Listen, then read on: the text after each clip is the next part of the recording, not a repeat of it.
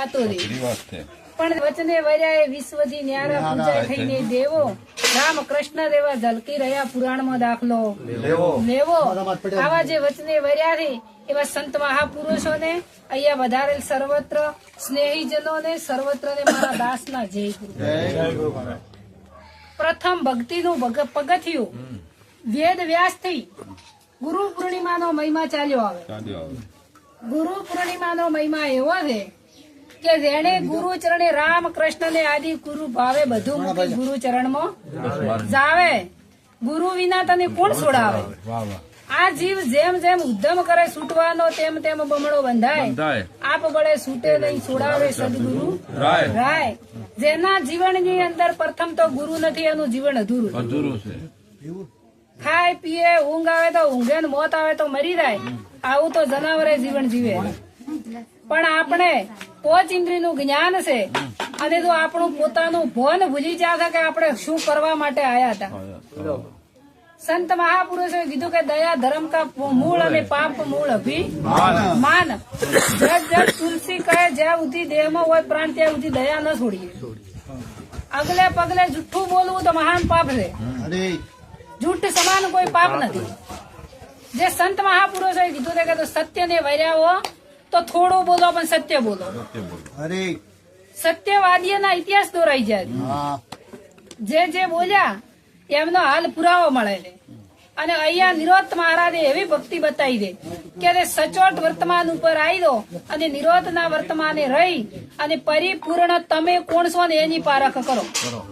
બીજાને જોવાની કોઈ જરૂર નથી. તમે કોણ છો?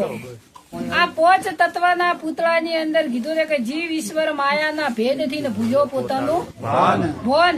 પોતે કોણ છે ને એની ખબર નથી. આ મનુષ્ય અવતાર મળ્યો છે પણ જેમ દારૂડિયો દારૂના નશામાં ફરે એમ હારે બે ભોન ફરે. એને કોઈ ખબર જ નથી કે અમે કોણ થઈ કે શું કરવા માટે આયા, શું કરી રહ્યા હતા.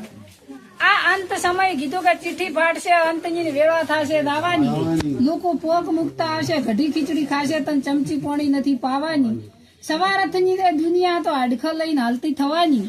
સવારથની દુનિયા તો ઘડીકમાં ભૂલી જવાની. એકનો એક છોકરો હોય મરી જાય ને તો 4 મહિને બધું ભૂલી જાય. કોઈ કોઈનું નથી. તો તમારા માટે તમે શું કર્યું? ધન દોલત ગાડી લાડી બંગલા. પ્રથમ મનુષ્ય અવતાર મળે તો પોતપોતાના કર્મના અધીન બધું મળી ગયું. ધન ગાડી લાડી બંગલા બધું પોતપોતાના કર્મ હતું મળી ગયું. પણ સતત આ મનુષ્ય દેહ માત્ર માગવાનું મિલતો નથી. ચમ ક્યાં કરે તો કીધું હમણાં બેની વાણીમાં કે પથ્થર પહેરી પૂજા કરીને માગે ઘણી. એક 20 રૂપિયાનો નારિયેળ સળાવે 1.5 લાખની મોનતા લાવે. બોલે ગોડું હોય એટલે તમે ના લે તમારું એનું પેલું ન કરે. પણ આપણે આવી અંધશ્રદ્ધાઓથી મુક્ત છા નથી. અને ગુરુનો મહિમા શું છે એ આપણે જોઈયો નથી.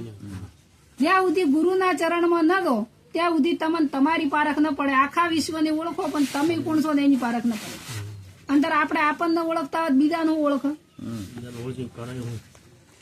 તમે કોણ છો એની પારખ કરો. ગીતાજીમાં કીધું કે હે અર્જુન ફક્ત ને ફક્ત મનુષ્ય બનીને તું તને જોણી કે તું કોણ છે એમ કીધું કે મનુષ્ય બનીને તું મને જોણી લીધી.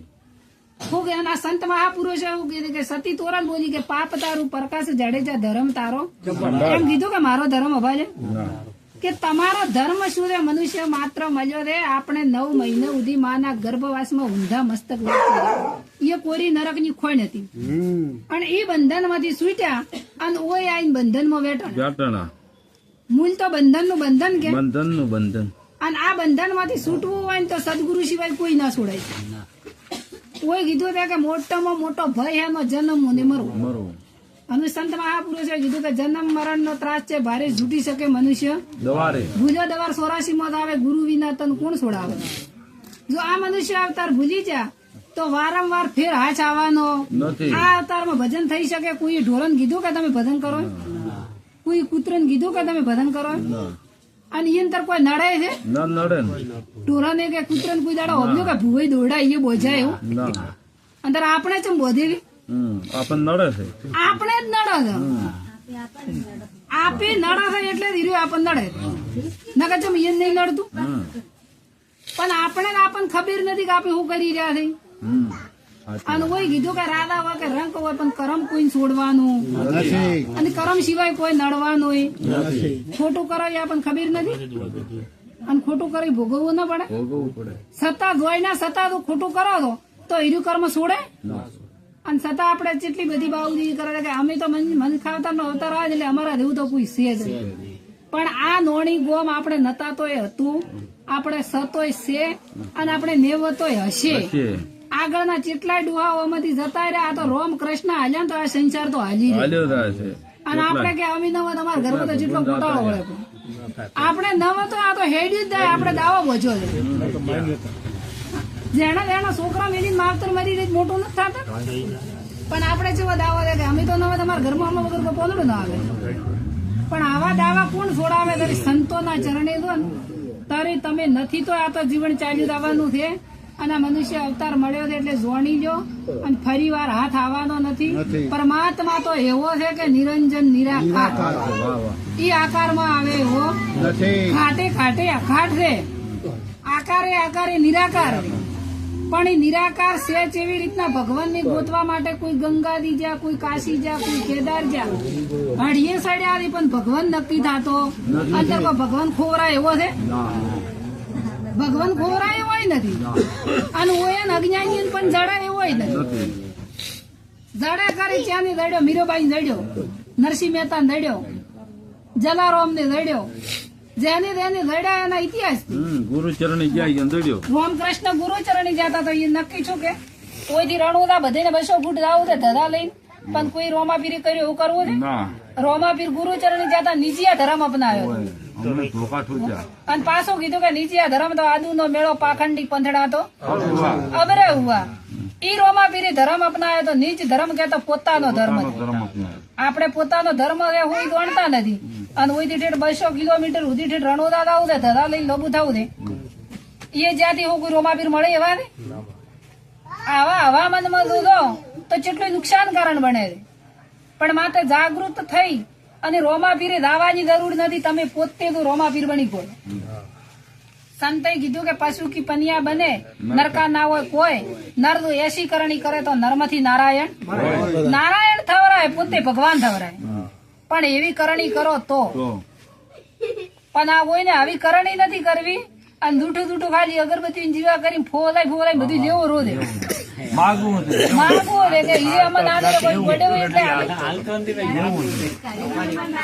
હા પણ આપણે જાગૃત છે નથી